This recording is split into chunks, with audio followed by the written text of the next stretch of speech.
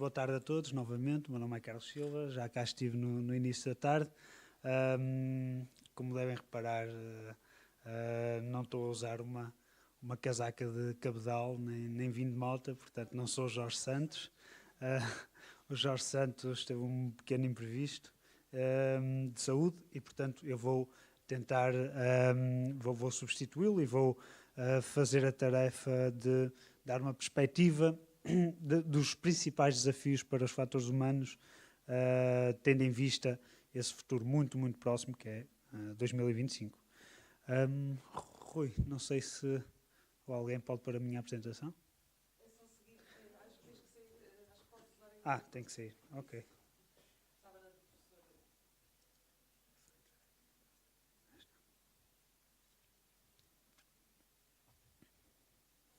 E já agora, obrigado até àqueles que ficaram para o fim, aos resistentes.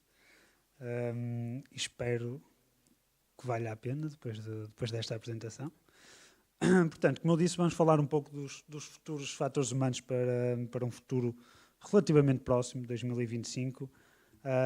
E eu gostava de começar esta apresentação com esta citação de um livro que li muito recentemente e que eu acho que talvez captura aquilo que eu acho que é mesmo essencial a um exercício deste género, que é pensar no futuro. E sobretudo porque eu fiz um highlight sobre 3 partes desta citação que captam as três principais coisas que eu acho que é importante salientar neste exercício. Primeiro, esta visão do futuro, nós queremos que seja uma visão produtiva do futuro, portanto, que não seja só ficção científica, entretenimento, mas que seja um artefacto que realmente é produtivo, como, por exemplo, algo que guie o desenvolvimento até lá. Portanto, a productive vision of the future. E isso não é possível, diz este autor, se não tivermos em conta o contexto de desespero sobre o qual essa ideia do futuro nasce. E com isto, eu acho que isto reflete muito bem o papel do desenvolvimento tecnológico e da ciência que está toda por trás da base tecnológica que nós pensamos para o futuro. É efetivamente um contexto de desespero muitas vezes, porque nunca é fácil, mas sempre que é feita uma projeção de futuro nos meios de comunicação social, por exemplo, o futuro é sempre brilhante e a tecnologia funciona sempre muito bem e é sempre tudo muito fácil de perceber a interconexão entre as coisas, mas isto advém de um contexto onde foi muito difícil conseguir chegar a um artefacto tecnológico ou a uma coisa que funcione como base de um futuro próximo. E é preciso também ter em conta um contexto de desespero em que eles podem cair. Porque a visão do futuro é sempre muito animadora, mas se pedirem um exercício a alguém, toda a gente consegue detectar 1 ou 2 ou 3 pormenores que podem ser problemáticos com qualquer tecnologia. Portanto, para termos uma visão produtiva, temos que ter estas 2 componentes. Saber de onde é que vem e qual é o contexto de dificuldade de onde vem a tecnologia e ter em conta quais são os problemas que a tecnologia também pode criar. Este livro chama-se The Future, de um investigador do MIT, Nick Monfort, e aconselho vivamente, porque é um livro que conta a história da visão do futuro ao longo da história. E dá para perceber muito bem quem é que acerta, quem é que não acerta, porque é que uns acertam e outros não. E pronto, isto é um resumo. Aqueles que não acertam é porque não tiveram este exercício. Ok, portanto, eu acho que para falar do futuro dos fatores humanos temos que olhar um pouco para a história, é essencial, até porque depois de uma citação destas é obrigatório, não é?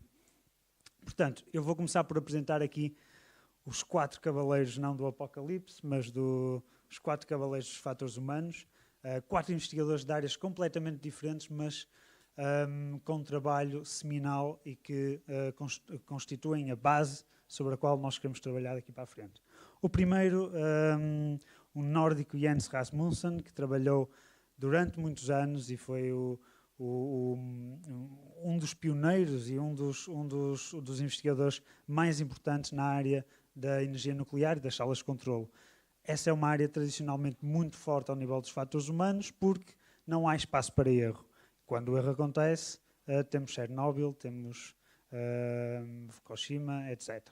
E, portanto, muitos estudos sobre como consumir informação centralizada num grande painel, numa grande sala de controlo, como se relacionar com as equipas para assimilar essa informação e fazer tomadas de decisão sobre essa informação, foram elaboradas por Ian Rasmussen, que tem modelos muito, muito interessantes na área.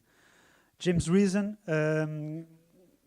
que acaba por ser pai da expressão que a Joana utilizou hoje mais cedo, quando estava a falar de fatores humanos na área médica, do "to err is human". Portanto, James Reason apresenta o primeiro modelo compreensivo de como os vários sistemas dentro de um hospital, incluindo a organização, a equipa, o próprio dispositivo médico, de como é que os vários sistemas se atuam em conjunto e levam a um potencial erro de utilização. E, portanto, trouxe uma perspectiva nos anos 80 e 90 muito fresca sobre o problema não é só o humano, o problema é todo o ecossistema em que o humano interage com a tecnologia. Depois temos o nosso muito famoso, se calhar para a maior parte das pessoas que estão aqui, Don Norman. Atenção, fatores humanos, obviamente temos que abrir um bocado o espectro. Estamos a falar também da ergonomia, da usabilidade, mas o Don Norman é um dos pioneiros no estudo dos Graphical User Interfaces e, portanto, elaborou muitos daquelas que ainda são boas guidelines e boas práticas de design para a construção deste tipo de ambientes digitais e totalmente presentes no nosso dia-a-dia atualmente. Falta aqui um, que eu pus num slide à parte, John Sanders, que é sem dúvida aquele que tem a foto mais estilosa e que tem aqui uma pequena surpresa. Em meados dos anos 60, este é da área dos transportes, em meados dos anos 60 fazia este tipo de estudos em ambiente naturalístico, na estrada. Okay? Temos de ter isto em conta. Ele tem som. Temos som?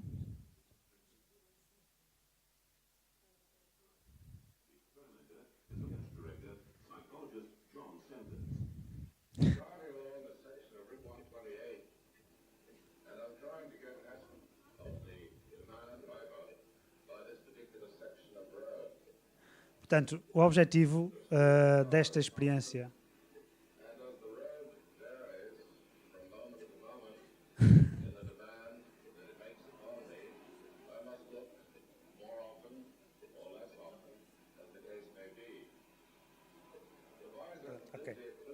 já perceberam a ideia?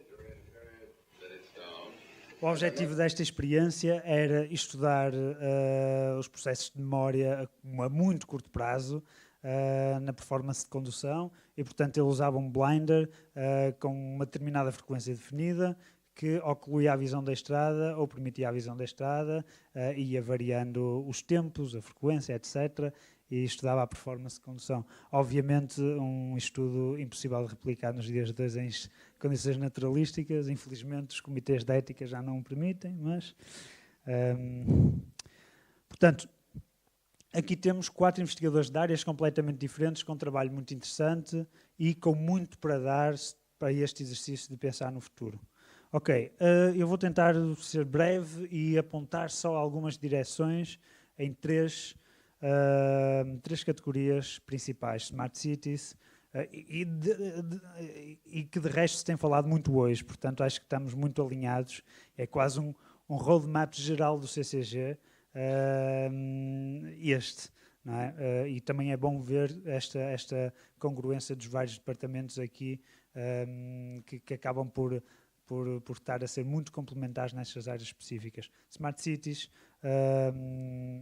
veículos de transporte e novos meios de interface.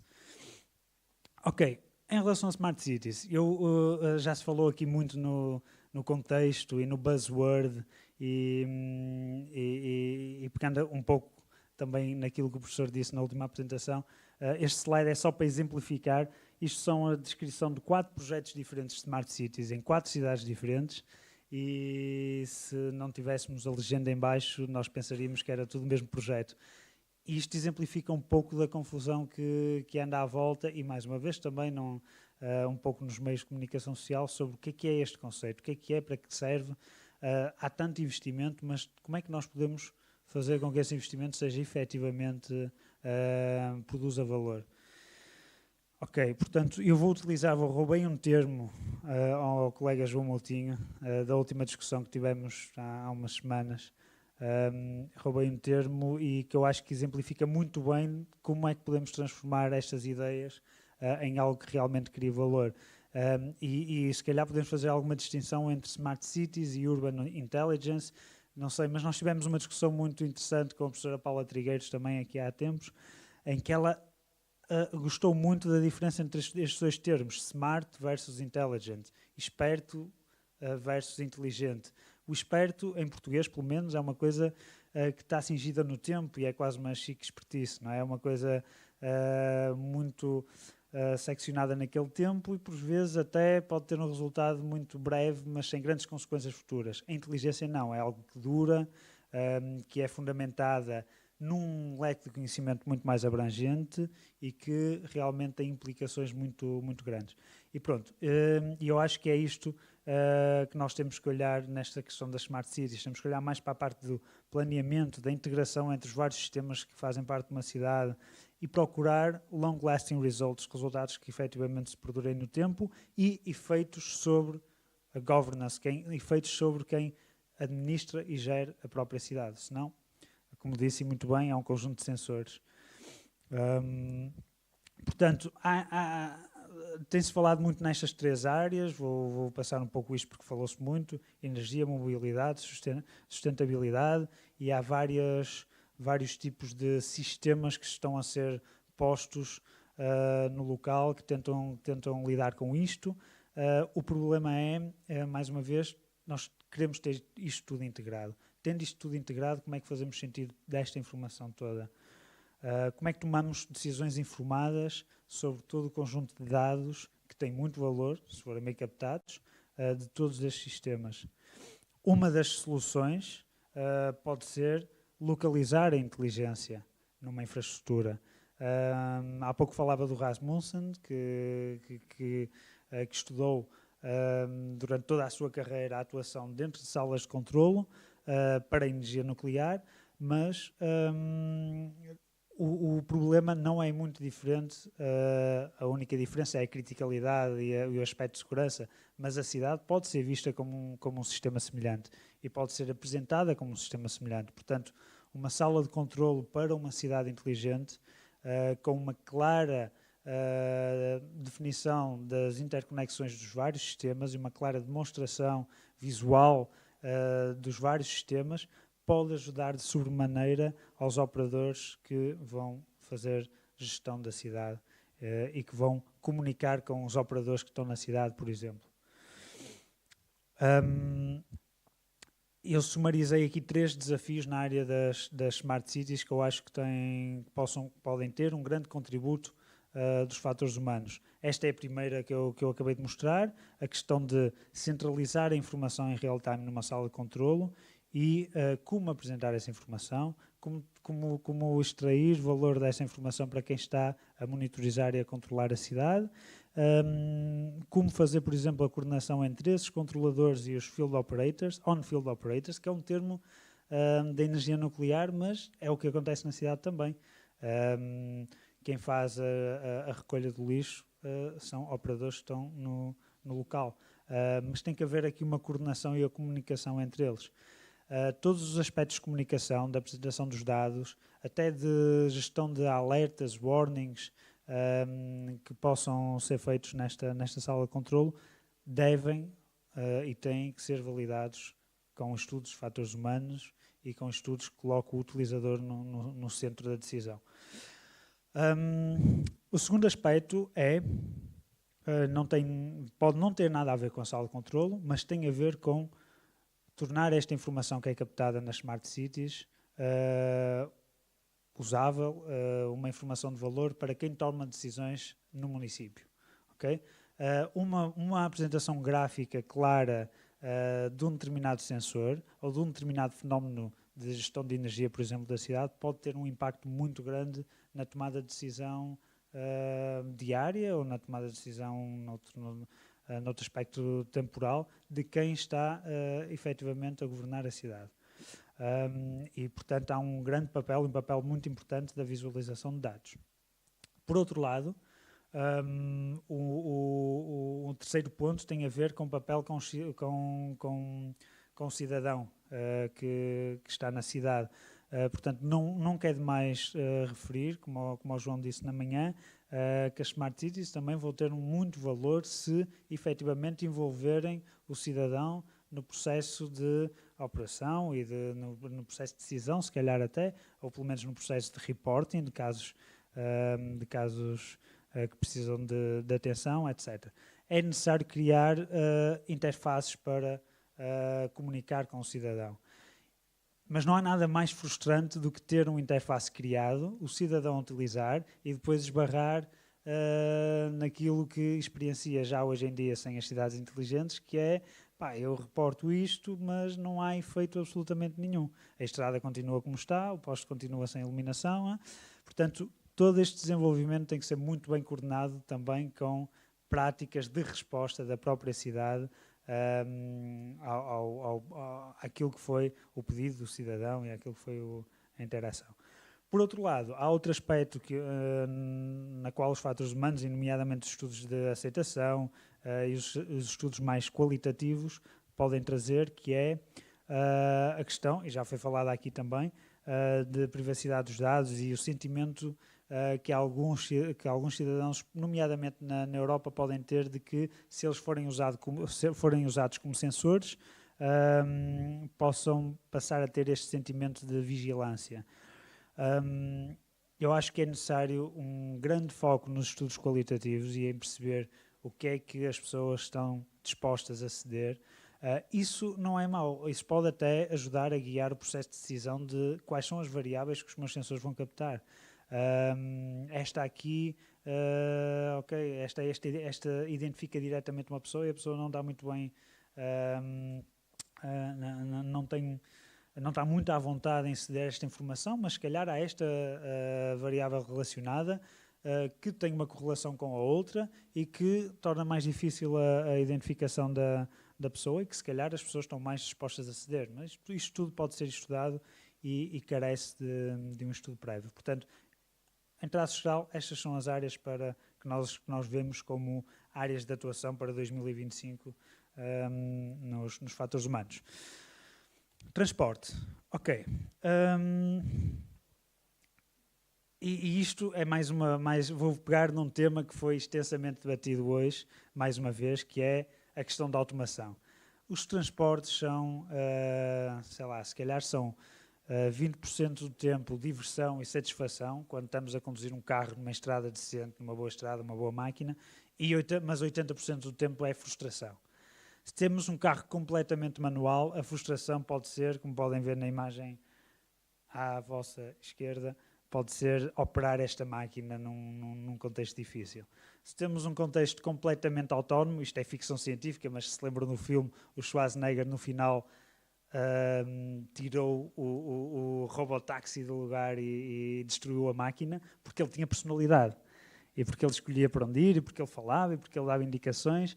Portanto, era também completamente não satisfatório e também não resulta bem. Portanto, nós temos que pensar qual é o problema original que a automação pretendia resolver. E isso é uma coisa muito interessante porque eu quase não vi abordada hoje, apesar de termos falado de automação nos veículos de transporte e temos falado bastante disso. O principal problema para os primeiros conceitos de automação era a segurança. Era chegar a 2020, há muitos anos atrás a meta era 2020, com zero road fatalities. Essa era a meta, toda a tónica estava colocada na segurança. Hoje em dia, quando falamos disto, a tónica está colocada no entertainment, na possibilidade de fazer trabalho enquanto vamos para casa, ou quando vimos de casa para o trabalho, poder estar ao computador, ou poder escrever, ou etc, etc. E parece que já ninguém fala na segurança. E isso é muito interessante. Nós vamos realmente poder falar em carros de nível 4 ou nível 5 neste horizonte temporal. A minha opinião, e nós temos trabalhado um pouco nisso, é que nem pouco mais ou menos. 2025, esqueçam.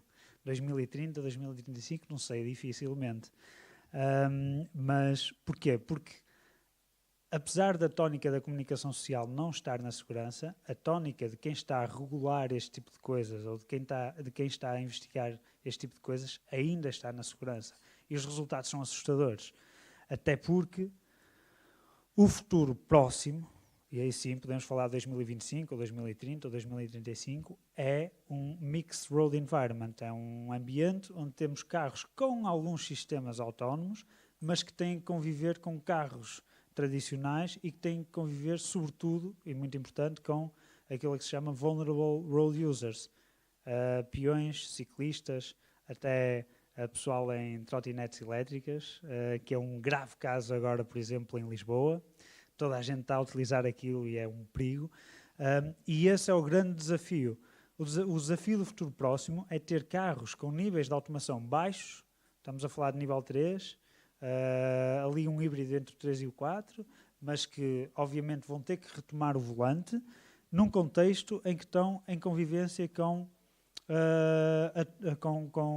meios de transporte sem nenhum tipo de automação e com utilizadores da estrada vulneráveis. Alguns sistemas para os quais já estamos a olhar que podem ajudar, mais uma vez, ao aspecto da segurança neste tipo de futuro muito próximo, de futuro de mixed road environment. Comunicação. Falou-se muito aqui hoje de 5G e grande parte dos use cases do 5G são também eles para comunicação, por exemplo, entre veículo e vulnerable road user e a capacidade de alertar atempadamente uma pessoa que está, por exemplo, a fazer jogging na estrada e que se calhar até se vai cruzar com um carro com o qual ainda não tem visibilidade. Além disso, temos outro tipo de comunicação conectada, como foi mostrado pelo professor no início da tarde, de, por exemplo, sistemas de travagem assistida com veículos conectados. Portanto, há muitos use cases de comunicação 5G que são virados para a segurança rodoviária e nós vamos, felizmente, poder estudar alguns deles já no início do próximo ano. Outro aspecto que para nós é muito interessante e que já estamos a estudar num dos projetos que está a decorrer é a questão da comunicação externa. Pensa-se que a partir do momento em que hajam veículos com algum determinado nível de automação, esses veículos têm que comunicar intenções aos peões ou aos ciclistas. E para terem uma ideia do que é isto, por exemplo, a Volvo está a pedir atualmente standards para estas questões da comunicação, tanto da comunicação conectada como da comunicação externa, não conectada, através de luzes, por exemplo, e standards estão a ser preparados para estas coisas. Portanto, isto é um futuro mesmo de 2025. External communication. Aqui um colega nosso que esteve cá há 2 semanas no World Usability Day apresentou o trabalho da Virginia Tech, em que eles fizeram este pequeno estudo para External Communication. Não querendo usar um veículo autónomo, eles vieram com esta solução muito engenhosa de disfarçar um condutor como se fosse um banco e, efetivamente, se estivermos fora do veículo, nós não conseguimos perceber que é um humano que está a conduzir o veículo, portanto parece mesmo um veículo autónomo, e a particularidade deste estudo é que este veículo tinha um sistema de luzes em cima com uma codificação simbólica e este sistema de luzes comunicava a intenção do veículo em alguns momentos críticos de interação com os peões. Por exemplo, aparecia uma luz específica se o veículo tivesse a intenção de parar para ceder a passagem a um peão para atravessar a estrada, que era este, o símbolo de yielding. Okay? Então eles estudaram de que forma é que diferentes símbolos resultavam melhor ou pior neste tipo de comunicação Enfim, tiveram que parar com o estudo porque as pessoas literalmente paravam o processo de atravessamento e olhavam para dentro do carro, porque este tipo de carros ainda não existe, não é? Iam lá e pegavam no smartphone e tiravam fotografias, etc, etc. Felizmente nós temos um ambiente de realidade virtual que permite e que está a ser usado para replicar estas condições, lá embaixo na Cave, e portanto vamos poder conduzir este tipo de estudos em external communication de forma muito mais controlada e espero eu com resultados também muito interessantes. Pronto, isto são alguns tipos de sistemas HMI que estão aí. Outra questão muito importante são os sistemas de segurança. Ninguém fala nisto, mas tanto os sistemas ativos como passivos de segurança. Imaginemos que temos um carro de nível 4. O nível 4 permite à pessoa deixar a tarefa de condução momentariamente, no entanto pode ser chamada.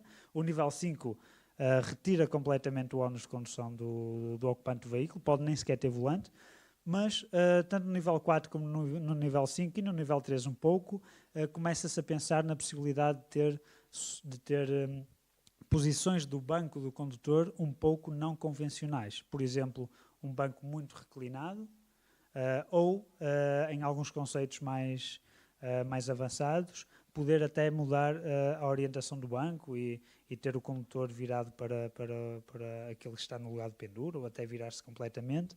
Portanto, isso é algo que, em teoria, se o carro tivesse nível 4 ou nível 5, podia ser possível. Mas se isso for possível, a questão que se coloca, em termos de segurança, é como é que os sistemas de airbag, como é que os cintos de segurança, como é que todos esses sistemas de segurança passiva vão atuar quando houver um acidente. Porque os acidentes não vão deixar de existir, principalmente num ambiente misto, em que estes carros convivem com carros não autónomos. Este é um conceito também dos japoneses. Os japoneses são sempre muito mais animados, portanto o design é sempre mais fluffy, mas é um conceito onde o carro tem airbags externos e tem também comunicação visual com os peões. Aqui muito mais animista do que os americanos que viram há pouco, não é? Mas pronto. São alguns tipos de sistemas que se estão a utilizar, que se estão a olhar para e se estão a estudar. Vou passar um pouco à frente para terem uma ideia de como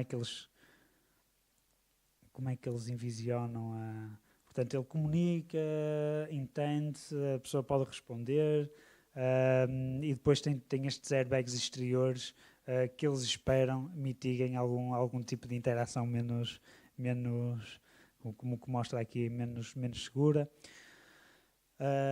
Mas, e agora de forma mais séria, empresas europeias e empresas com grande histórico no fornecimento de peças de automóvel estão a olhar e estão a colocar grande parte do seu esforço de investigação só no use case do banco.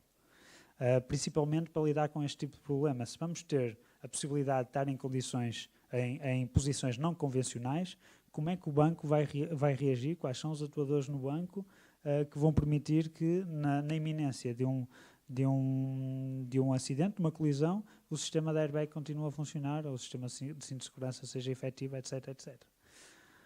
Portanto, isto talvez seja 2025. Outra grande área de atuação, obviamente, é o desenvolvimento dos HMIs e novos sistemas novas tipologias de interação com o sistema de informação e entretenimento do interior do veículo. Uma das nossas demos é um cluster automóvel em 3D, que está ali na parte de exibição de demos, que podem ver. O cluster está aqui, mas obviamente não dá para perceber em 3D, mas lá conseguem perceber em 3D. E nós tivemos que fazer muitos estudos de percepção visual para garantir que aquele ecrã em 3D funcionava, o tracking funciona, a visualização não é desconfortável, ele não requer óculos, portanto é uma tecnologia lenticular, uma tecnologia própria para ver 3D sem óculos, mas todo o design foi guiado com dados de percepção visual que definiram as zonas de conforto, etc, etc. Portanto, convido-vos a ver.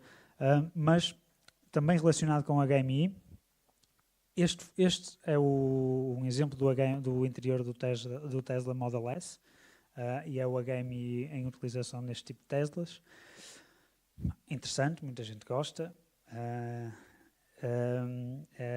Aqui muito bonito, aqui nesta foto. Mas quando eu olhei para isto fiquei bastante assustado. Isto vai contra todas as guidelines de design de sistemas de infotainment num carro. Toda a interação é feita num dispositivo touch, sem qualquer tipo de feedback áptico e sem qualquer tipo de posição fixa das funções. Todos nós sabemos que quando estamos a operar dentro de um veículo e a conduzir, nós conseguimos ligar o ar-condicionado ou conseguimos mudar a estação do rádio sem perder muito tempo a tirar os olhos da estrada. Isso acontece porque nós somos muito rápidos a aprender a posição física e as necessidades motoras para atuar uma determinada função dentro do carro. Quando digitalizamos todos estes sistemas e passamos para um ecrã táctil, isso simplesmente desaparece. Agora vou-vos mostrar o último modelo da Volvo. A Volvo é uma marca que sempre foi conhecida como uma espécie de gold standard em termos de fatores humanos na área automóvel, porque sempre teve como primazia a segurança e os fatores humanos e depois o design. Este é o modelo de 2017. Portanto, a diferença em termos de quantidade de botões é bastante significativa. Infelizmente, eu acho que os novos modelos que eu já vi para 2020, etc., da Volvo, começam também a utilizar algumas coisas com ecrãs tácteis, mas pronto, isto é uma imagem completamente ilustrativa. Aliás, isto era o tipo de publicidade que a Volvo publicitava ainda há bem pouco tempo. Portanto, we design every Volvo to look like this. Completamente smatch na frente e na traseira do veículo, mas o habitáculo está seguro. Muito bem, para terminar, porque acho que já estamos no tempo, a questão de... Pois, peço desculpa, mas a questão de novos interfaces, isto é a última coisa que eu vou dizer. Este é talvez o primeiro exemplo de computador pessoal como consumer electronics, como bem de consumo nas nossas casas, não é? A Apple Lisa, de 83, portanto bem mais antigo que o CCG. E o que é que nós temos? Temos um teclado, temos um rato e temos um ecrã. Desde aí, a questão de $1 milhão, não é $1 milhão, se calhar é 100 bilhões de dólares, está em definir qual é que vai ser o próximo interface que nos irá permitir trabalhar como trabalhamos no computador, mas sem a chatice de ter que estar sentado num teclado, num rato e num ecrã. Tem aparecido conceitos com mesas multitalk, mesas colaborativas, voice interaction devices, dispositivos de interação por voz, realidade aumentada, e todos eles têm aspectos interessantes, mas todos eles têm muitas contrariedades. De tal forma que, em 2015, 35 anos depois, este é o tipo de dispositivo que nós utilizamos no dia-a-dia. É um ecrã, um teclado e um rato. E, portanto, o headphone já é uma novidade, sim. Se quiser trabalhar, exatamente. Portanto, há aqui um grande desafio e que eu acho que não precisamos perder esperança. Eventualmente poderá aparecer um sistema no futuro que realmente dê para trabalhar sem que estejamos sentados à secretária. Mas isso não vai acontecer sem um grande investimento em fatores humanos e no estudo deste tipo de tecnologias e de como é que elas podem ser usadas de forma produtiva. E, portanto, só para acabar, isto foi feito ontem, portanto, e a frase foi exatamente utilizada hoje na abertura da sessão pelo professor Luís Amaral, portanto, total coincidência, mas é isso, a melhor forma de prever o futuro é efetivamente participar na realização do mesmo, e é isso que o CCG espera. E é isto. Obrigado.